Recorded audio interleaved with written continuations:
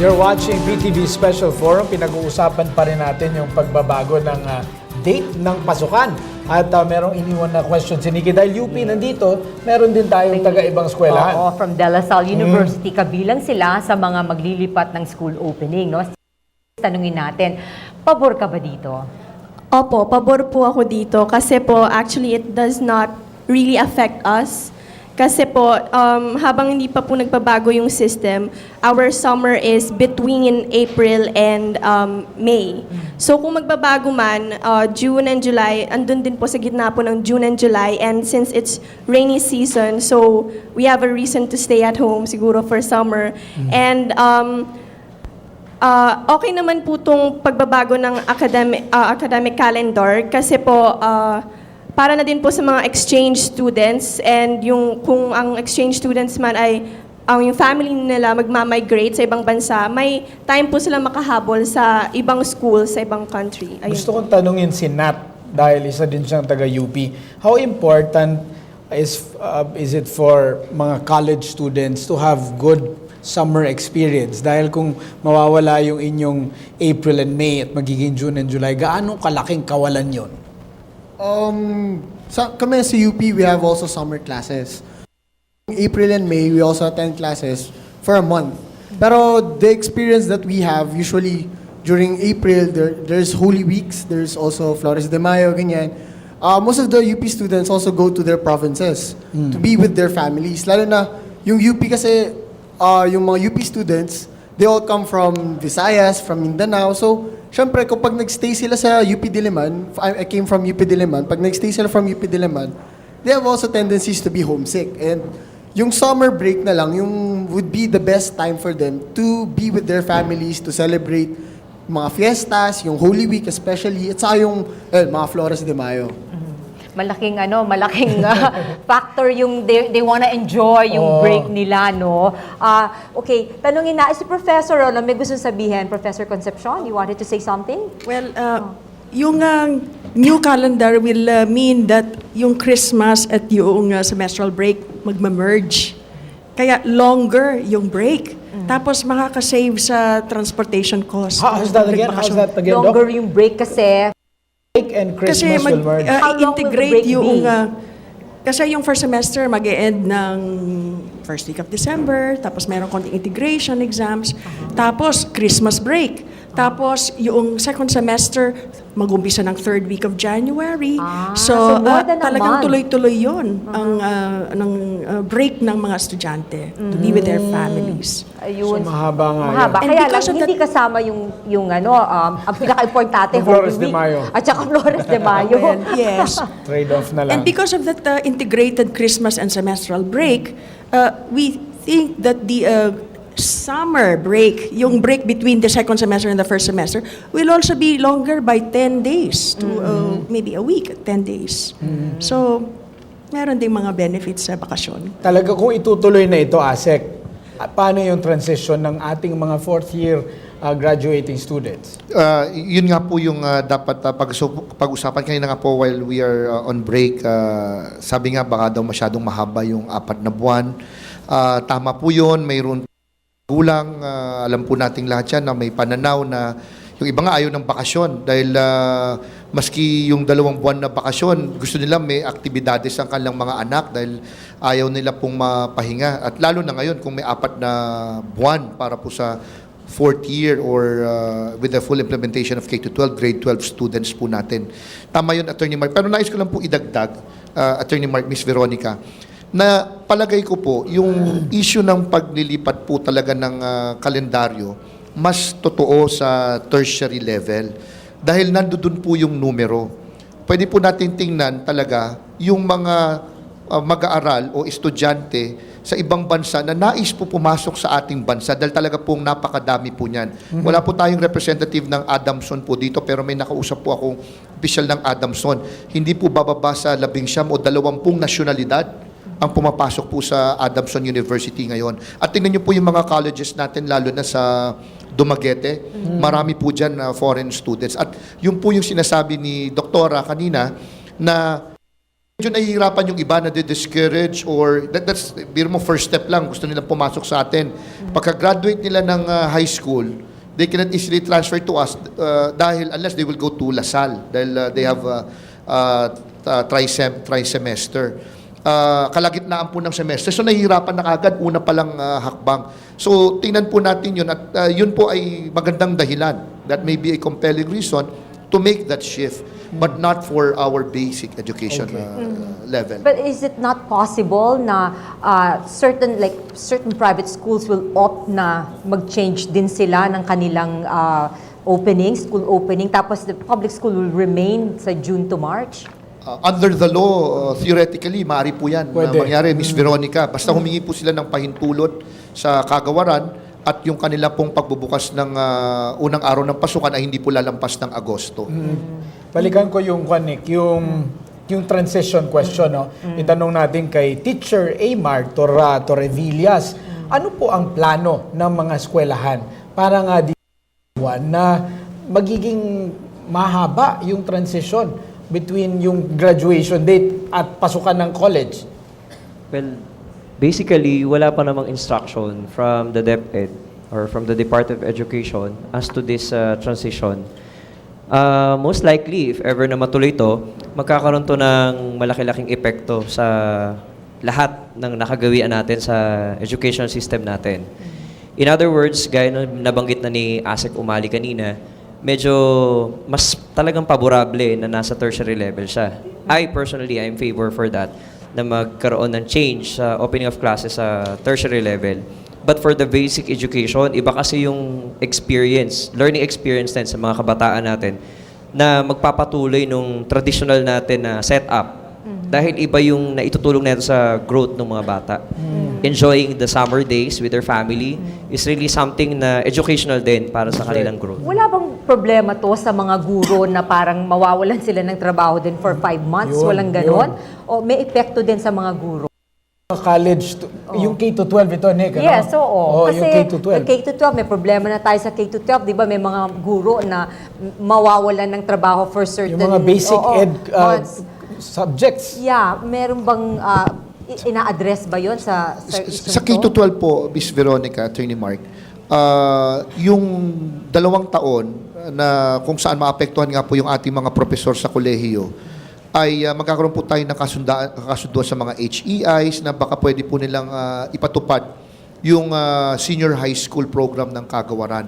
Ano pong ibig sabihin nito? Maaari po natin gamitin yung mga pasilidad po nila na dati pong ginagamit nila para sa first year or second year college students na theoretically mas kakaunti po na lamang ito at doon po natin dadalhin yung mga mag-aaral po natin ng senior high school at ang mga professor po nila ang magtuturo at That's right. magkakaroon ng agreement kung paano po sila mako-compensate. So yan po yung mga pinag-uusapan. Very Sa good. usapin naman po ng pag-shift ng calendar, wala po akong nakikita kasi ang maapektuhan po niya ay yung 4th year high school sa kasalukuyan o yung grade 12 students po natin with the full implementation of K-12. Okay. Interesting yun, Nikki, dahil isang buong batch mawawala. Yes. Isang buong batch ng college students eh.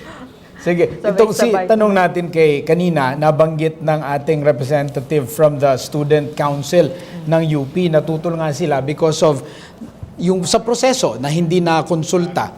Meron ba tayong ginawa ding parang study to take the pulse of the students of UP kung tutol ba sila o hindi. Dahil apparently from itong ating mga komento ngayon, medyo paborable doon sa pag-shift to September. Sige po, yung ginagawa naman po ng Office of the Student Regent, kasama po yung mga student council. Siyempre, sa ngayon, no, dahil nga na bigla yung mga estudyante, na ipinasa ito without the comprehensive consultation among their ranks, no. Ngayon kinukontak po natin yung councils, no. Ano pa ba yung pwede naming gawin with regard to this policy, no? Pero as far as I know, yung ibang mga student councils like in Diliman, no, they are conducting surveys, no, and forums po tungkol dito sa polisiyang ito. At so far ba, itong mga surveys nito, total talaga because the advantages seem to be piling up over the disadvantages. So far, hindi pa inconclusive ba yung mga results ng survey. Pero kino-consider naman yung most of the factors if it's for the shift and against the shift. And some of the factors na kino-consider, mga nabanggit na rin nila kanina, which would be yung ASEAN compatibility, wherein UP considered to be a premier state university. Gusto namin na we excel in terms of research programs na alam naman natin, makikita rin na, or makukuha natin if we align ourselves with the other neighboring countries in the ASEAN region. But at the same time, meron din kasing problem naman, yung con niya, would be the brain drain. Baka maisipan kasi ng mga estudyante na program na magstay na lang dun sa bansang yon. And hindi na sila bumalik na Pilipinas, so yung mga natutunan nila, imbes na i-offer it as services to our country, ay napunta na lang pala dun sa ibang bansa. And other factors din na kino-consider would be yung optimal breaks na nabanggit na rin ni ma'am, na there would be longer breaks daw pag nagkaroon ng academic calendar shift. Na yung Christmas break at saka yung SEM break from yung first semester and second semester breaks would be integrated as Sulit one. na sulit yun, di ba? Ang sarap nun. Ay, oo. Pero yun naman, sinasabi din kasi sa mga estudyante naman, parang yung shallow reason would be, konti na lang yung holidays namin. Kasi inisip nila, pag mas maraming holidays, kahit putol-putol, mas okay lang kasi vacation pa rin siya eh. So, Professor, tanungin ko lang, no? Because, okay, kung tatapusin nyo, umpisahan nyo next year, yung August to, yung August, opening this year pala, August, no? So, katapusan ng school year is March, April, itong Yes. current, no? Yes. So, in the meantime, yung May, June, July, until the second Bakasyon yun. bakasyon ng lahat ng estudyante ng UP except Diliman, Oo. correct? Yes.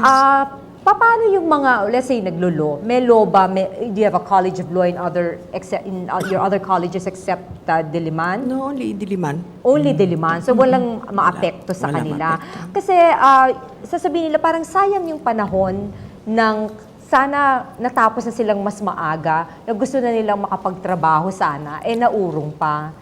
How do you, paano nyo? Totoo naman yan, pero minsan lang mangyayari yan during the transition.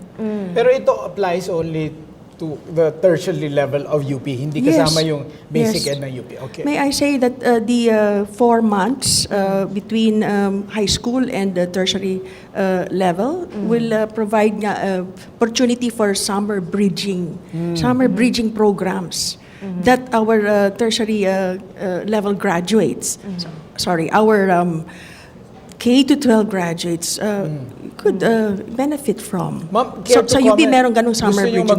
magkomento doon sa konsultasyon na hindi estudyante? Yun nga, kanina yun yung unang tanong mo, Attorney Mark. So, yung 7 campuses ng UP, nag-decide na they want to shift. So, they sent their request to the Board of Regents of the university. So, yun ho ang inapprove ng BOR. Ngayon, yung UP Diliman is in the process of consultation. Yesterday, merong open forum. Nandun ang maraming faculty at mga estudyante rin.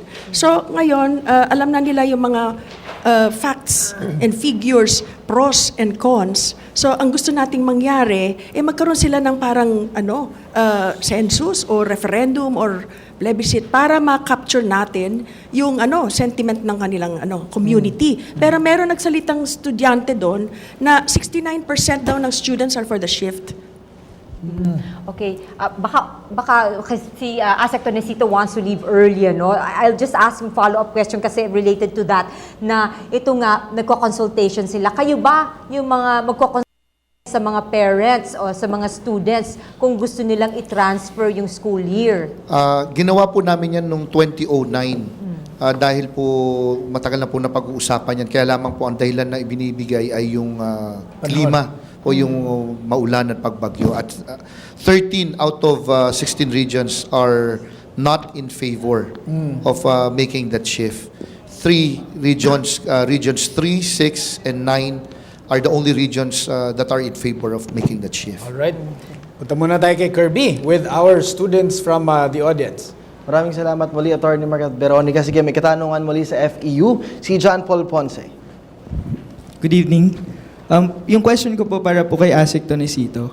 Di ba po inaalala natin yung yung bagyo po or yung suspension of classes during the month of June to July, hindi po ba natin naisip or hindi po ba magkakaroon din tayo ng problema if magkakaroon tayo ng klase every summer, which is yung kalaban naman natin is yung tindi ng init, lalo na sa mga estudyante at saka sa mga teachers. Most especially the schools na kulang ng facilities.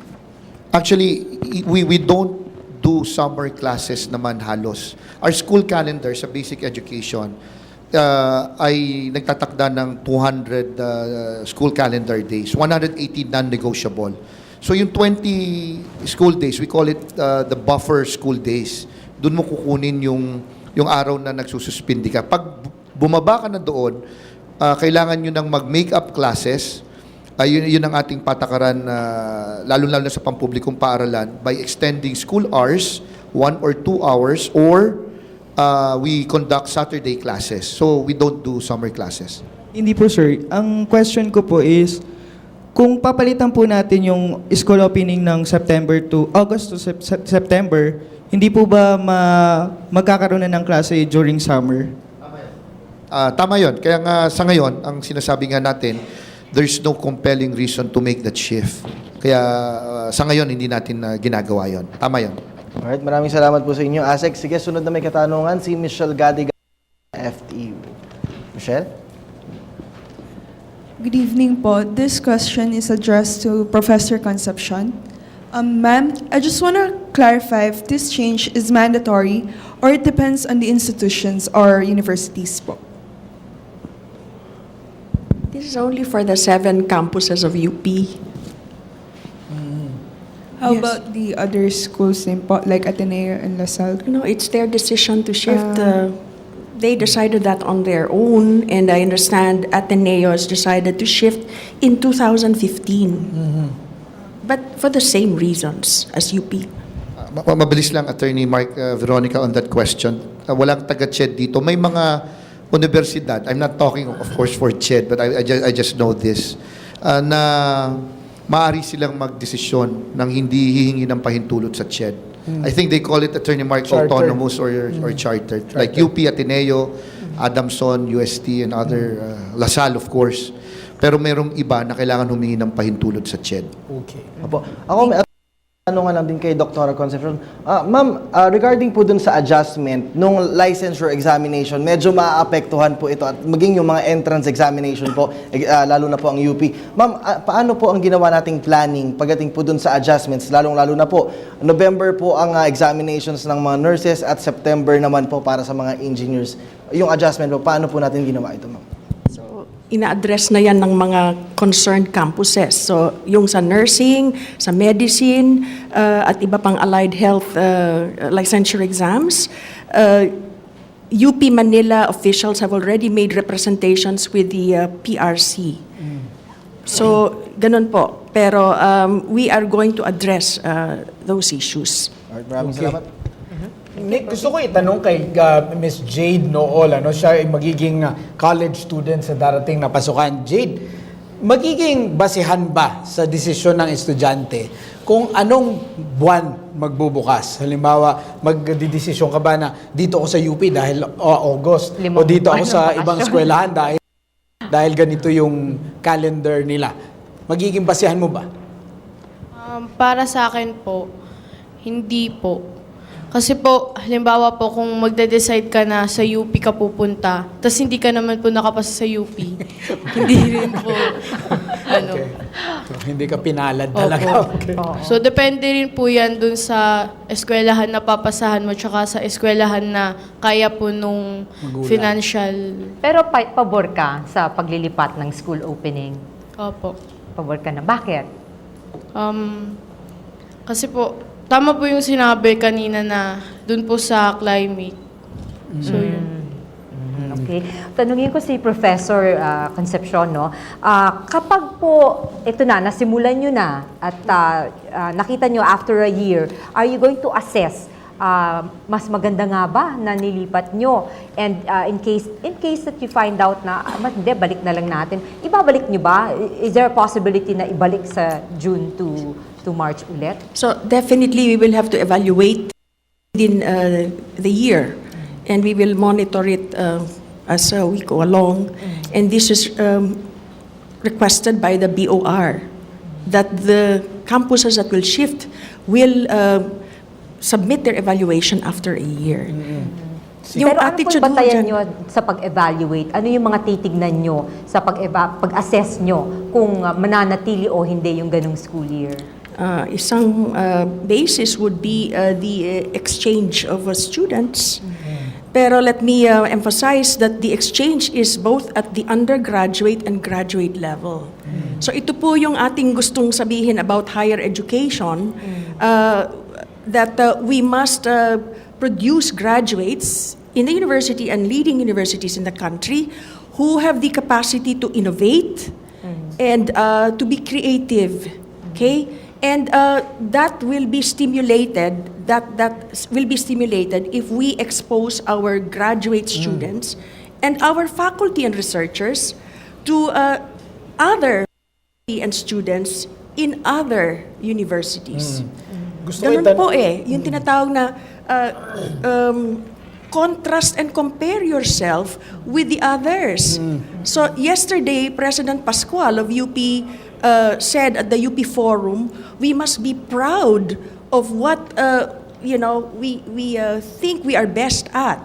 And in the Philippines, we think we have good grasp of Eastern and Western culture, including Philippine culture, and we can share this with other students in the region in expert English. Isang advantage natin yon, okay? So, pag pumunta dito yung mga foreign students, talagang makikita nila kung gaano kagaling yung ating mga faculty, mga researchers, creative artists and writers, at yung mga estudyante natin. Nangyayari na yan ngayon, yung mga visiting professors natin from other countries, pumupunta ng UP, nai-impress talaga sa mga estudyante. right. So, we should be proud of this, no? Medyo nahuhuli tayo sa science and engineering, sa totoo lang, no? So, yan naman, dapat naman nating siguro padala yung ibang mga graduate students and faculty natin sa ibang bansa para matuto sila niyan. Tapos bigyan natin ng incentives to come That's home and do their innovations here in the country. Si Krista, yung ibang campuses ay sang-ayon na dito sa paglilipat. Ang nakikita mo ba na yung Diliman campus would also follow? Kasi pwede pang humabol talaga na sumabay na rin yung Diliman sa pasukan sa September. At yung second question ko for you is, naririnig mo rin ba yung mga estudyante sa Ateneo, LaSalle, and UST objecting to the change? Well, yung doon naman po sa pag-agree nung Diliman, hindi ko pa po masabi kasi syempre, yung naging sistema po kasi nung konsultasyon, quote-unquote konsultasyon sa ating ibang constituent units ay within the university council lang po. So, ibig sabihin po noon, mga faculty at mga staff lang po yung nag-discuss tungkol dito. No, yun din, yung nakita po natin sa forum kahapon sa Diliman, actually yung mga faculty natin from Diliman have dissenting opinions for many reasons, no? At yung naman po, yung sa second question naman po, no, I have yet to contact Ateneo and UST with regard to their, ano ba yung pagtingin nila dito sa academic calendar change. No, pero basically, yung po sa UP Diliman, marami pa pong contentions yung ating faculty at kahit yung ating mga estudyante. And I wish, no, at lahat naman po siguro ng mga sectors dito sa UP Diliman, sana po yun din yung naging ginawa natin sa ibang constituent universities. Kasi yung nakikita po nating problema, anong mangyayari kung yung UP Diliman ay nag-no? No? Anong mangyayari doon sa kanyang sinking ng mga activities at iba pang usapin with the other constituent units of UP? That will really create a problem. No? So sana yung ginawa sana nung UP administration, in-exhaust na lang muna nila yung means. No? They would have, sana inallow nila yung ating mga faculty from all over the UP system na mag-usap-usap na lang muna para ma-exhaust yung kanilang yung mga diskusyon nila. Kasi isang, ano po tayo, sinasabi natin, isa po tayong UP system. Pero why does it seem na nagkakanya-kanya po tayo? So meron pa palang posibilidad na yung UP umabot. Diliman umabot. Tapos ang interesting din dito, Nick, sino ba talaga ang merong right na baguhin yung calendar? Sino may karapatan? Ibig sabihin, mandatory po ba na merong konsultasyon sa mga estudyante? Kailangan bang konsultahin? At sino ba ang binigyan ng Pwede batas? bang yung ayaw nung ganung opening lumipat na lang sa Diliman? Ayun, parang gano'n. Okay, magbabalik pa po kami. Diyan lamang po kayo.